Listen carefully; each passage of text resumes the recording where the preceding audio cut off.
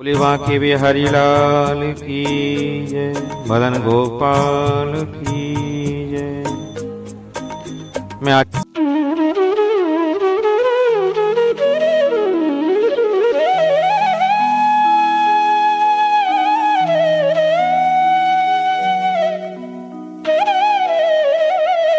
बोले बांके बिहारी लाल की जय, मदन गोपाल की जय।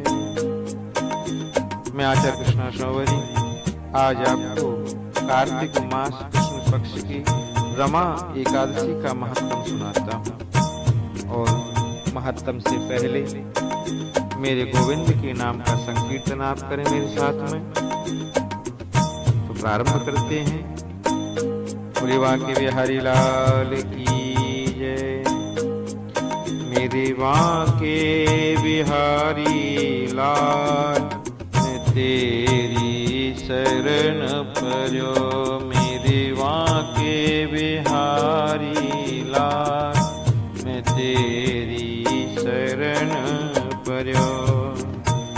दीन बंधु हो कान्हा तुम ही, दीन बंधु हो कान्हा तुम ही।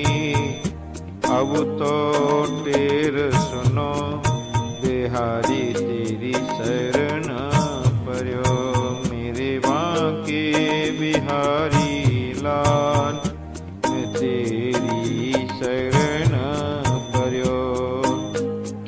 हम चाकर तेरी गलियन के, हम चाकर तेरी गलियन के। प्रभु हृदय आन बसो, प्रभु हृदय आन बसो। बिहारी तेरी शरण पर्यो, मेरे बांके बिहारी लाल मैं तेरी शरण पर्यो। मेरे प्यारे मदन गोपाल मैं तेरी शरण पर्यो। मेरे प्यारे नंद के लाल मैं तेरी शरण पर्यो। कालिंदी के कुल सुहावन, कालिंदी के कुल सुहावन। हरि तुम रास रचो, बिहारी तेरी शरण पर्यो। मेरे बांके बिहारी लाल मैं तेरी शरण पर्यो। मेरे प्यारे मदन गोपाल मैं तेरी शरण पर्यो। नहीं जाऊं या जग में अब तो, नहीं जाऊं या जग में अब तो। कोई चाहे कछु करो, बिहारी तेरी शरण पर्यो। मेरे बांके बिहारी लाल मैं तेरी शरण पर्यो। कृष्णा श्याम चरण को सेवक, कृष्णा गुरु चरणन को सेवक। हरि अब तो कृपा करो, बिहारी तेरी शरण पर्यो। मेरे बांके बिहारी लाल मैं तेरी शरण पर्यो। मेरे प्यारे मदन गोपाल मैं तेरी शरण पर्यो।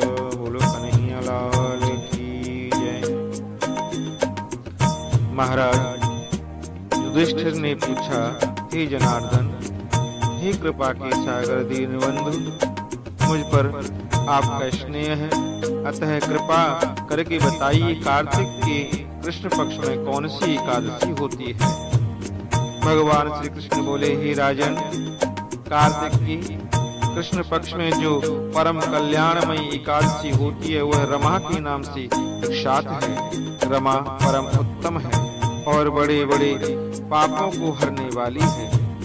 पूर्व काल में मुचकुंद नाम से विख्यात एक राजा हो चुके हैं जो भगवान श्री विष्णु के भक्त और सत्य प्रतिज्ञ थे।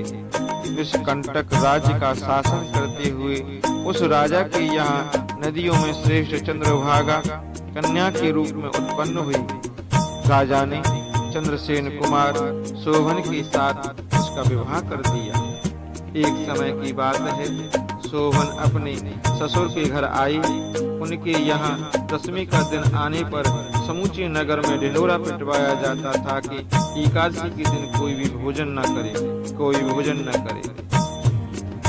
यह डंके की घोषणा सुनकर के शोभन ने अपनी प्यारी पत्नी चंद्रभागा से कहा, हे प्रिय, अब मुझे इस समय क्या करना चाहिए, इसकी शिक्षा दो। चंद्रभागा बोली, हे प्रभु, हे प्रियतम, मेरे पिता के घर पर तो एकादशी को कोई भी भोजन नहीं कर सकता। हाथी, घोड़े, हाथियों के बच्चे तथा अन्य पशु भी अन्न, घास तथा जल तक का आहार नहीं करने पाते हैं। फिर मनुष्य एकादशी के दिन कैसे भोजन कर सकते हैं? हे प्राणनाथ, यदि आप भोजन करेंगे तो आपकी बड़ी निंदा होगी। इस प्रकार मनोविचार करके अपने चित्त को दृढ़ कीजिए और भगवान का ध्यान कीजिए। शोभन ने कहा, हे प्रिय, तुम्हारा कहना सत्य है। मैं आज उपवास करूंगा। देव का जैसा विधान है वैसा ही होगा। भगवान श्री कृष्ण कहते हैं कि हे राजन, इस पर दृढ़ निश्चय करके शोभन ने व्रत के नियम का पालन किया। क्षुधा से उनके शरीर में पीड़ा होने लगी, अतः वे बहुत दुखी हुए।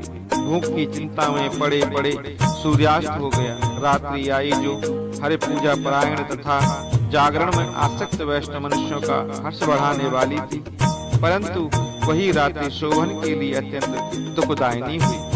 सूर्योदय होते उसके प्राणांत हो गया।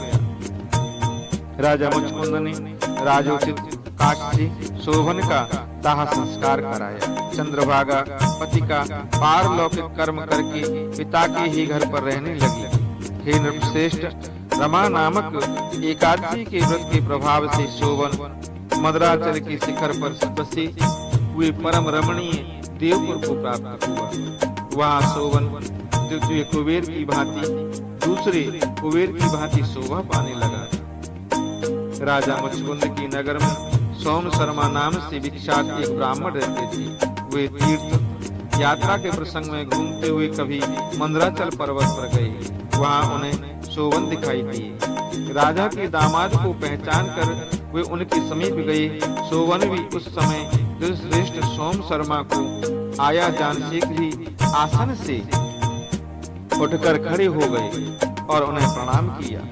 फिर क्रमशः अपने ससुर राजा मुचकुंद का प्रिय पत्नी चंद्रभागा का तथा समस्त नगर का कुशल समाचार पूछा। सोम शर्मा ने कहा, हे राजन, वहाँ सबकी कुशल है।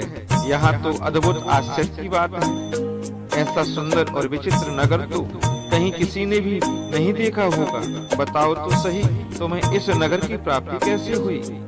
शोभन बोले, हे द्विजेंद्र, कार्तिक के कृष्ण पक्ष में जो रमा नाम की एकादशी होती है उसी व्रत का प्रभाव है। उसी व्रत को करने से मुझे ऐसे नगर की प्राप्ति हुई है। हे ब्राह्मण, मैंने श्रद्धाहीन होकर इस उत्तम व्रत का अनुष्ठान किया था, इसलिए मैं ऐसा मानता हूँ कि यह नगर सदा स्थिर रहने वाला नहीं है। आप मुचकुंद की सुंदरी कन्या चंद्रभागा से यह सारा वृत्तांत कहिएगा। शोभन की बात सुनकर के सोम शर्मा ब्राह्मण मुचकुंदपुर में गए और वहां चंद्रभागा के सामने उन्होंने सारा वृत्तांत कह सुनाया।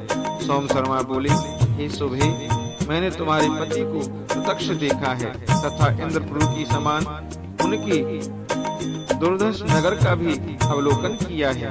वे उसे अस्थिर बताते हैं, तुम उसको स्थिर बनाओ। चंद्रभागा ने कहा, हे ब्रह्मर्षि, हे ब्राह्मण, मेरे मन में पति के दर्शन की लालसा लगी हुई है। आप मुझे वहां ले चलिए, मैं अपने व्रत के पुण्य से उस नगर को स्थिर बनाऊंगी। भगवान श्री कृष्ण कहते हैं, हे राजन, चंद्रभागा की बात सुनकर कि सोम शर्मा उसे साथ ले मदराचल पर्वत के निकट वामदेव मुनि के आश्रम पर गए। वहां ऋषि के मंत्र की शक्ति तथा